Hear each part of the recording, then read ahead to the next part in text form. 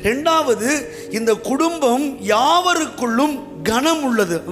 இப்போ இந்த திருமணம் என்கிறது கனம் உள்ளது என்பது நமக்கு மாத்திரமல்ல, உலகத்திலே தெரியும் பாருங்க. ஒரு நிகழ்ச்சிக்கோ மற்ற இடங்களுக்கோ நம்ம போகும்போது, கணவன் மனைவியாய் போகும்போது அதற்கான மதிப்பே வேற.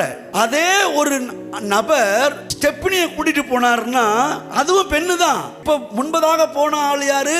ஒரிஜினல் கணவன் மனைவி. அவங்க போகும்போது அதற்கான மரியாதையே வேற. ஆனா அதே பெண்ணும் ஆணும் தவறான ஒரு தொடர்போட அவங்க போகும்போது அது கேவலமான ஒன்று. சொல்லுங்களேன், கேவலமான ஒன்று. அது அருவருக்கத்தக்கதான ஒன்று. இப்போ குடும்பமாய் ஒரிஜினல் கணவனும் மனைவியா வரும்போது அவங்கள அங்க உட்காந்து பெருமையா பேசுவாங்க. பரவாயில்லப்பா, வாழ்ந்தா இவங்கள மாதிரி வாழணும்னு சொல்லிட்டு. ஆனா அதே ஆண் பெண் இன்னொருத்தியோட சேர்ந்து போகும்போது அங்கே அதை பற்றி பேசப்படுகிற வார்த்தைகள் மோசமான வார்த்தையாக தான் இருக்கும். இவெல்லாம் வாழ்றா பாரு, இவெல்லாம் இருக்கான் பாரு உயிரோட அப்படின்னு பேசுவாங்க.